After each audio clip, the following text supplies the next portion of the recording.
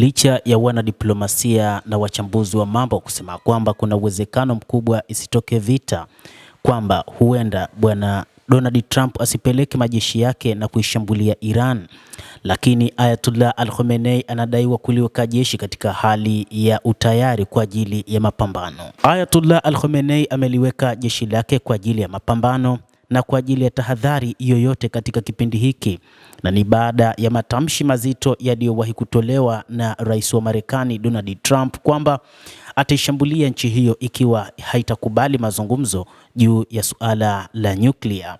Nchi hiyo imeripotiwa kuwaonya majirani zake katika Mashariki ya Kati kutounga mkono mashambulizi yanayoweza kutokea nchini Marekani.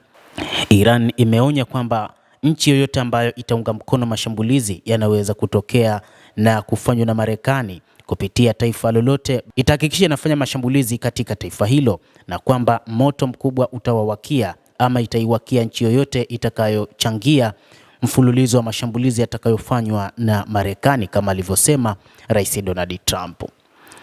Hatua hiyo imeripotiwa inafuatia barua ya rais wa Marekani Bwana Trump kwa kiongozi mkuu wa Iran Ayatollah Al-Khamenei aliyehimiza mazungumzo ya moja kwa moja yenye lengo la kusitisha mpango wa nyuklia wa Tehran. Trump ametishia kampeni ya kulipua mabomu iwapo makubaliano mapya hayatafikiwa. Tehran, ambayo imekanusha kuwa haitafuti silaha za nyuklia, ilikataa matakwa ya mazungumzo ya moja kwa moja.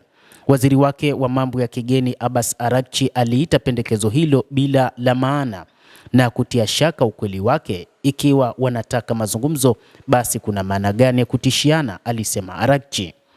Kwa mujibu wa shirika la habari la Reuters, Tehran imetoa notisi kwa Iraq, Kuwait, Umoja wa Falme za Kiarabu, Qatar, Uturuki na Bahrain, ikionya kwamba kuruhusu majeshi ya Marekani kutumia anga au eneo lao kutachukuliwa kuwa ni kitendo cha uhasama. Kitendo kama hicho kitakuwa na madhara makubwa kwao. Afisa mmoja ambaye hakutajwa jina alinukuliwa akizungumza kuhusu jambo hilo. Chanzo hicho kilisema kuwa Khamenei ameamuru vikosi vya jeshi la Iran kuwekwa katika hali ya tahadhari. Mnamo mwaka 2015, Tehran ilitia saini makubaliano yaliyoungwa mkono na Umoja wa Mataifa na kupunguza shughuli zake za nyuklia baada ya kuondolewa kwa vikwazo. Trump kwa upande mmoja aliiondoa Marekani katika makubaliano hayo mwaka 2017 na kurudisha vikwazo hivyo kama sehemu ya kampeni ya shinikizo la juu dhidi ya Iran. Jamhuri ya Kiislamu ya Iran ilijibu kwa kupunguza utiifu wake dhidi ya makubaliano ya mwaka 2015. Iran bado iko katika mazungumzo yasiyo ya moja kwa moja kupitia Oman, kulingana na Reuters. Kwa mujibu wa taarifa iliyotolewa na Abbas Araghchi, waziri wa mambo ya kigeni, amesema mazungumzo yasiyokuwa ya moja kwa moja yanatoa fursa ya kutathmini uzito wa Washington kuhusu suluhisho la kisiasa. Afisa huyo wa Iran amesema mazungumzo yanaweza kuanza hivi karibuni ikiwa ishara ya Marekani ni ya kweli, ingawa mchakato unaweza kuwa mgumu, afisa huyo aliongeza. Araghchi alisema siku ya Jumapili kwamba Iran inataka mazungumzo kwa msingi wa usawa. Alieleza Marekani kama chama ambacho mara kwa mara kinatishia kutumia nguvu kinyume na mkataba wa Umoja wa Mataifa na kinaonyesha misimamo inayokinzana na maafisa mbalimbali. Meja Jenerali Hussein Salami, kamanda mkuu wa Jeshi la Walinzi la Mapinduzi ya Kiislamu IRGC, alionya Marekani kwamba Iran iko tayari kwa ajili ya vita vyovyote ambavyo Marekani inataka.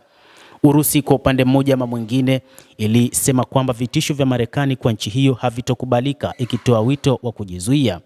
Hata hivyo, Urusi imesema kwamba kamwe vita hivyo haviwezi vikatokea na haitaruhusu kutokea kwa vita hivyo, na baadhi ya wachambuzi wanadai kwamba huenda Marekani ikakubaliana juu ya kufanya mazungumzo kabla ya kuingia vitani.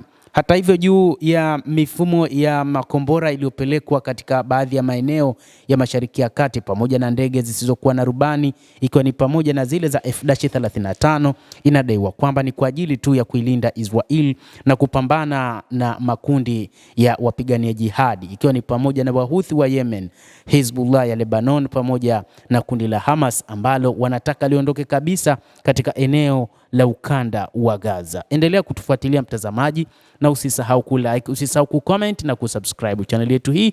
Mimi ni Adam Hussein, endelea kuwa nasi wakati wote, endelea kutufuatilia.